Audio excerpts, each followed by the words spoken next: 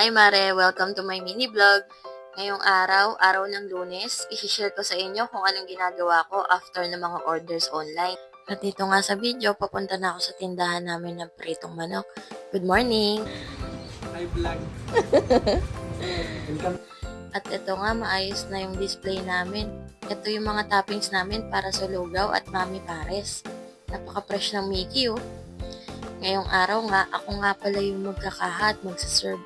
So, meron tayong order ng lugaw ngayon. Ang order ni Kuya, plain lugaw. At inaayos na rin ni Jam yung mga tray para sa mga pritong manok natin na ititinda mamaya. Nahiya nga daw siyang tumingin sa video kasi hindi siya sanay. Sabi ko sa kanya, masanay na siya kasi vlogger na tayo. Isa si Jam sa mga pinakamatagal ko ng tao sa tindahan. Masipag yan, mapagkakatiwalaan, pero medyo late. Tapos eto naman si Gian, yung bagong cook namin sa morning. Wow! Dati kasi si Jam yung cook namin. Pero inilipat ko na kasi si Jam sa GY shift. So si Gian na yung naging morning na tagaluto. Magaling yung bata na yan, mabait din, at mapagkakatiwalaan. Inaayos ko na nga rin dito yung kalamansi na kailangan namin para sa beef pares, mami pares, tsaka sa lugaw. Iaayos ko na nga rin yan dun sa stante para kasama siya ng mga toppings. Dito, inaayos na nila Jam yung benta nila kagabi. Good job yung benta nila, mataas ang sales namin kagabi. Good job Jam and Kuya Joey. Ito naman yung makikita mo sa labas ng tindahan namin. Medyo maraming tao ngayong umaga, ibig sabihin good sign. Bumalik na nga ulit ako sa counter kasi may bumili ulit ng lugaw. Suki namin to si Kuya. Nagta-tricycle to, kasama niya yung pamilya niya.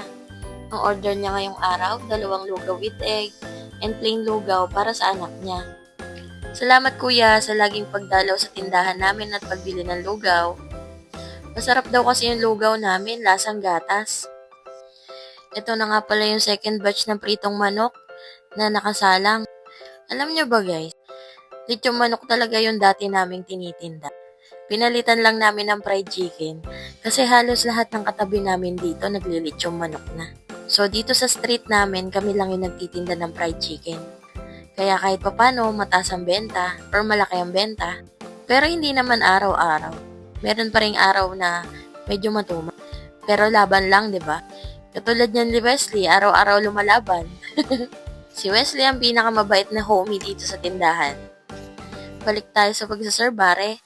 Dito nga, meron umorder sa akin ng lugaw for take-out. Pag umaga, talagang patok yung lugaw namin. Marami talagang bumibili ng lugaw. Nakakapagpaubos kami ng isang kalderong malaki.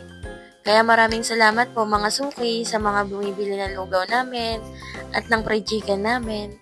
Kung gusto nyong itry yung parang ganyang Jollibee, punta na kayo dito sa tindahan namin. Kuya Sid Lechon Fried Chicken. Search nyo lang sa Waze. At dito naman, bumili sila atin ng fried chicken. Tsaka fried liempo. Ibabaon daw ng anak niya. Sige na Mare, magbebenta muna ako. Hanggang sa susunod na video. Bye-bye!